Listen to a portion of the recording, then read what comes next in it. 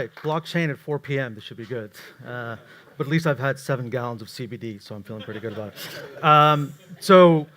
Really what I want to talk about today is the applications of blockchain technology as I see it in luxury collectibles. But I thought, sort of before I get there, it would be really interesting to just sort of walk you through my entrepreneurial journey, a little bit of what I've learned along the way, and why luxury collectibles. So when I first started looking at the industry, there were really 3 things that I found very fascinating about the space. I think there was one was the idea of access to luxury collectibles, art, wine, jewelry, watches, not really how you buy them, but more importantly, why you should buy what you're buying, and how do you discover the process of actually buying it.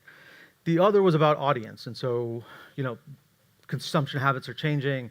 We talked about it throughout the day that people are buying things in different modes and optionality. And so the question is, how do you connect these new audiences with different modes of buying, just because the ways of transacting obviously have changed. And the last was always liquidity. And so how is it that you can create more optionality for people to be able to sell what they have or to acquire what they want, but not have to pay sort of an arm and a leg through the process. And so when I first started this, obviously 2010 to 2018, it was really much more of a e-commerce centric view. That's where the world was. It was the technologies that we had before us. And it was how do you leverage the digital tools of e-commerce to create a better experience. The first business I created was a company called Ecole. Really, it was catered to a very niche audience that we identified at the time called the Henrys. That's short for high earners, but not rich yet. And really, what it was a vintage accessories business, and it was centered around the idea of discovery. We got away from a grid SKU format. It was about selling people bundles of goods as opposed to individual objects. And then obviously omni-channel experience. So very 1.0. Business continues today. It's about 20 million sales, and we sold 25% of the business last year to a leading apparel company. And then we sort of set our eyes a little bit bigger, and said, as we look at the world, 2 things have happened. One is what people are collecting has fundamentally changed. And so, older demographics are buying art or wine or car, but we all collect something, right? And it might differ from person to person, and what we collect or what we're interested in is very different. The other is how we're collecting. So my business partner at the time was an auctioneer, and literally he was getting very frustrated to find that there was no one going to auction houses at 4 in the afternoon on the Upper East Side. I know it's surprising. And at the same time, if you were a bargain hunter, of course, eBay will always be a great outlet. But the reality is that finding rarefied objects, collectibles, ephemera, obviously eBay possesses all sorts of issues with it. And so we set out to create PADDLE8, and our motto was really, we believe to collect is to know oneself. And the idea was based on 3 sort of key tentpoles. Trust. Well, how do you build a world-class brand? And I know there's some unbelievable brands in this room, and so a lot of people talked about that. How do you authenticate products and give people guarantee that what they buy, because you're not buying necessarily firsthand, it's always secondhand retail goods. How do you create that trust? The other is taste. How do you narrate the stories of the makers and the creators and the individuals? It might be a great artist, it might be a musician, whatever the case may be, but bringing their stories to life. And the other was efficiency. And it really was, if you're going to operate in this space, and when we started the company in 2011, most galleries didn't take credit cards. You can't use FedEx and UPS to ship these goods. So how do you create a shipping and infrastructure system? And so the idea was, how do you build an experience online that's great, but then actually allow someone to fulfill and feel like they got a white glove service after they bought what they did? And so over the last 9 years, we've done over $1 billion in bids. We've sold $400 million worth of property. But I think what I was honestly most sort of taken aback is just the range of really fun and cool things we've sold. And actually, the slide didn't make it in here, but we sold the late Robin Williams racing bikes. We sold Kurt Cobain's credit card. Thing I'm sort of personally proud of is we sold the Wu-Tang Clan's last album, Once Upon a Time in Shaolin. And that, for those of you who know that story about who actually bought it, it seems to be the gift that keeps on giving. But it's a story for drinks for a later time. But as I think about the journey, it wasn't all roses and rainbows, unfortunately. And so I actually built the same business twice. For the first 5 years, we built it, raised about $70 million, and I sold the company for $180 million. And within 12 months, the business went bankrupt. 3 days before I was due my earnout, the entire company went under, and we just had like a host of issues. From the CFO of the parent company was caught with embezzlement. The CEO got dinged with sexual harassment. I mean, you could literally write a book on just the problems that we had after the fact. But literally within 12 months, the company went bust. And I had a very hard look at what was sort of the road path before me. And one was the idea that I could just let it be. And the other was potentially buy the business back. And we talk a lot about what's the value of a brand. As I spoke to customers and employees and collectors, there seemed an opportunity here that if there was one person who knew this asset better than anyone, and I truly believed that what we were offering was in fact differentiated and had a value, could I rebuild the business? So jumped back in, bought it for next to nothing, and we sold the business a second time earlier this year, as Leila mentioned, to a company that's very entrenched in blockchain. I'll talk about that in a second. But as I paused before I thought about what was going to be next in my journey, there were three things that really came to mind. And actually, I'll add a fourth here as I thought about this slide. The first, I'm not going to sort of beat a dead horse here. We've always talked about the value of a brand, but it really is incredible. I don't believe I could have actually bought this business a second time had it not been this loyalty to what we had created and the affinity that collectors had with sort of what we had created. Because as a marketplace, you only really have buyers and sellers, and if they don't believe in the value of your platform or what you've built, you sort of lose the ability to actually transact. The other is ownership. And so, I advise a lot of companies now. I'm very blessed to work with some really talented entrepreneurs. And, in a world of venture capital dollars and larger funds and people throwing lots of money at great ideas, the vanity metric of how much money you've raised and what the valuation you have seems to become much more important than the fundamentals of business.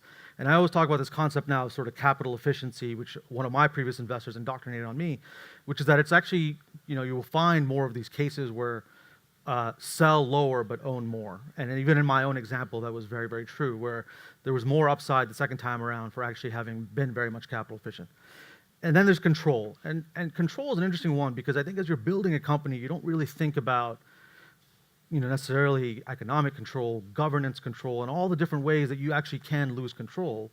And the problem is, if you don't understand it, when the musical chair stops, I think that fall is sometimes a lot harder than you might realize. And so I talked to a lot of entrepreneurs about understanding the dynamics of control and what that really means to them. And the last thing I was going to add to the slide is actually failure. I think the first 10 years of my life, I ran businesses very differently. And I think for the next, I hope, 10, 20, whatever I do next, there's a sense of what I learned through that bottom that I think has stayed with me for a long time.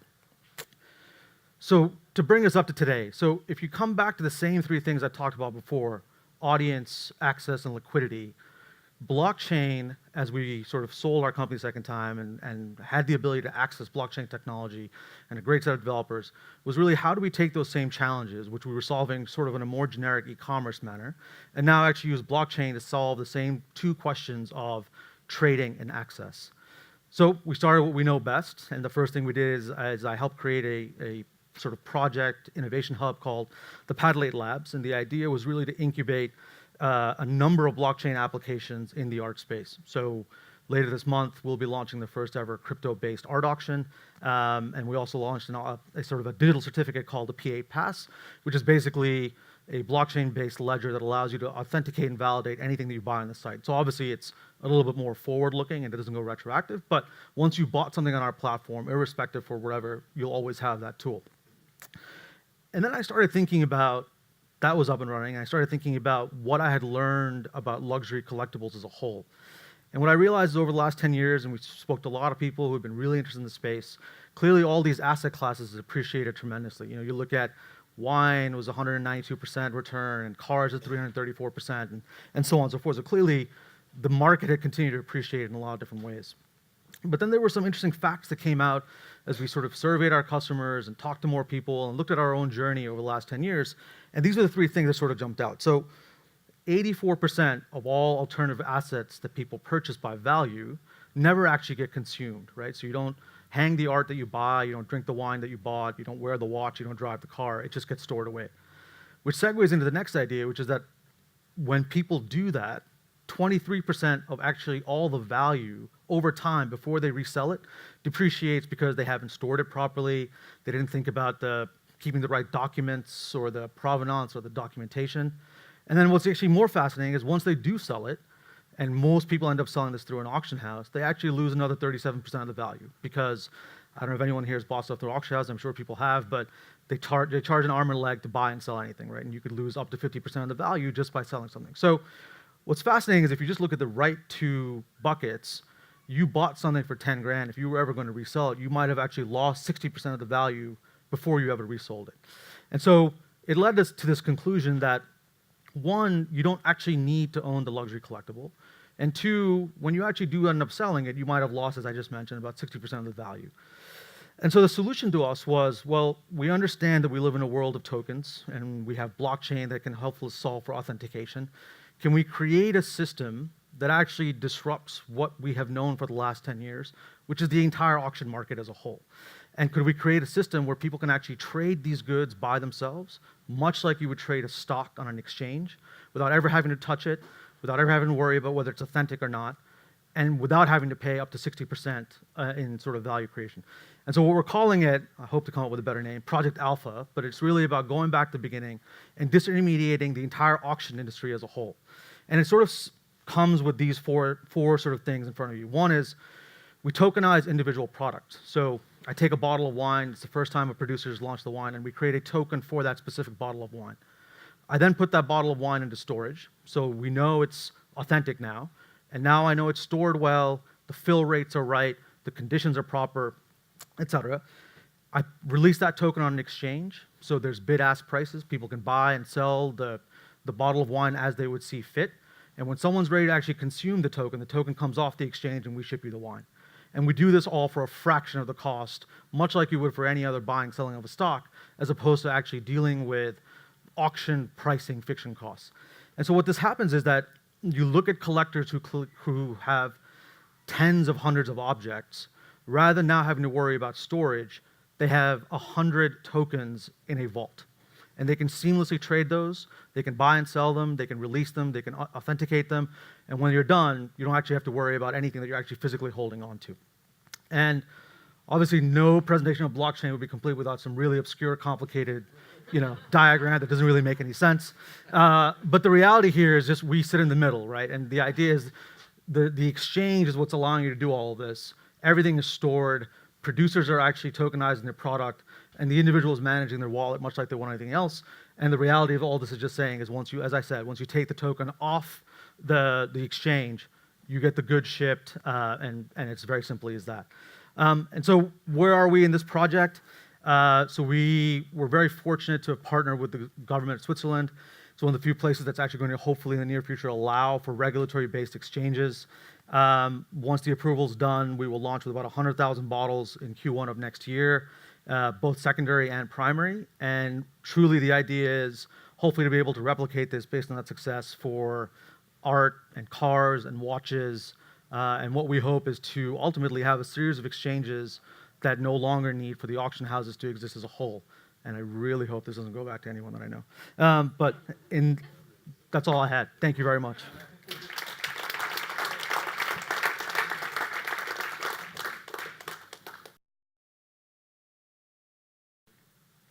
So we launched the product April of this year. We have about 24,000 pieces of, and again, the construct of overall obviously is still nascent, but we're adding about 140 pieces every day based on people reselling, offering, us providing it as a free service and tool to whoever wants. So the idea is hopefully by the end of the year to have close to 100,000 sort of objects that we have either sold or that people have offered to be on the authenticated product. No, so that will, it's just because of a few issues, we haven't been able to put out a press release, but the auction will go live mid-November or early November, so I'm sure to sort of let everyone know about that. So the beauty of it is we've always been very careful about what categories we operate in, right? So it's very hard to do jade objects or antiques, right? But when we're dealing with multiples, prints, and editions, for example, right, or you're dealing with unique contemporary goods that are coming from an artist, it's very easy to just, the proof of chain or the chain of custody for those records is actually quite easy. That's one. Two is we have, over the course of PADDLE8, probably exchanged close to 400,000 to 500,000 goods seen and sold. And so we've created a machine learning program that sort of sits on top of it to feed data and give us comps based on what we've seen, what the authentication is, where we saw the product come from. That gives us a first pass of actually authenticating that this was actually from a source that we wanted to. So between those two, it actually allows us to move a little bit faster than having to use manual process of authentication for the most part. I think it'll get a little bit more complicated when obviously we get into goods that haven't necessarily come through our ecosystem, because then you have to sort of think about it, or when we really expand the funnel and go into other types of goods. But for now, it's been a combination of data we have, tools that we've sort of layered on top, and we try to maintain a very tight filter on sort of where we're looking at or what type of goods we're actually authenticating.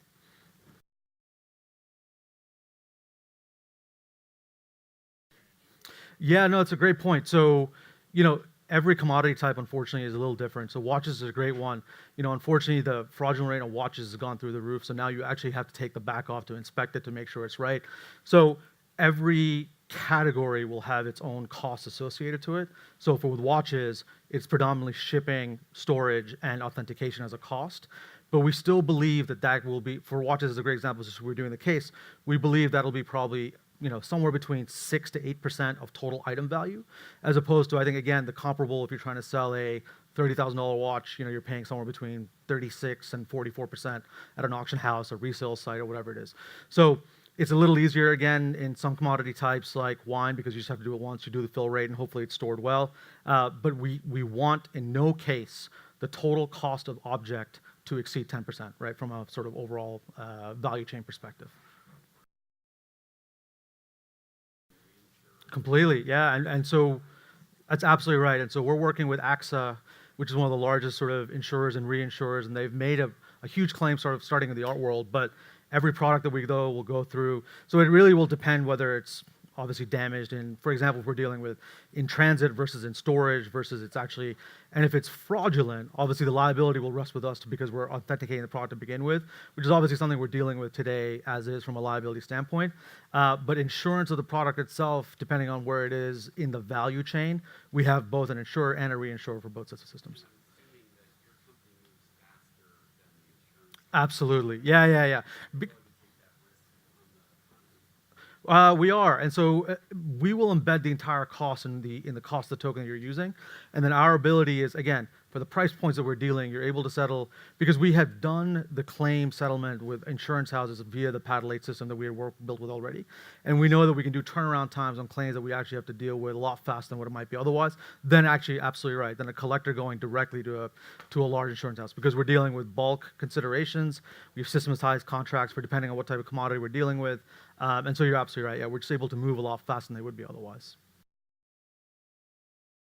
So the reason for Switzerland was really much more a lot of the you know sort of domestic and international territories just won't regulate the exchange. But the idea was that you should be able to transact on this exchange sitting anywhere in the world, much like you would from wherever. The other value advantage to us for Switzerland was they have a lot of free ports where you have a tax advantage depending on where you actually store and ship the good. And Switzerland has gone ahead and obviously created entire zones that are purely dedicated to blockchain-based applications. So they're just a little bit more sort of forthcoming, I think, in actually incubating these types of technologies and ideas. But yeah, you'd be able to sort of access the exchange from wherever you want. Yeah, so it's interesting that that's a great question. So, the most interesting one to people is cars, and it's the one that's growing the fastest, and the one that we actually see is the largest growing from an auction category standpoint. It's also the hardest, just because shipping a bottle of wine is a little different than moving cars around. But the second most important to people was wine, because I think just consumption's growing. There's more people taking it. There's a lot of great property. The price point is a little bit more accessible, right? So people feel good about, you're dealing with most fine wine is, less than $1,000 for the most part. And so wine was the second one. I think from a category standpoint, the order of operations for us would be wine. Then we do art just because we've sort of done it before and understand it. Watches, and then ultimately cars, which is actually a very large market. It's just sort of figuring out the operational infrastructure of that. So it's done completely as an off-balance sheet structure because we don't actually want to take inventory risk. And so there's an entire third-party ecosystem created to actually hold, deal with the insurance, the certificate, et cetera. So it's sort of an opco holdco structure for the most part, and so we keep it off-balance sheet for that purpose. Correct. Which we believe that if you can get enough volume, much like other exchanges in the system, we're totally fine with that. Yeah. Good. Thank you very much.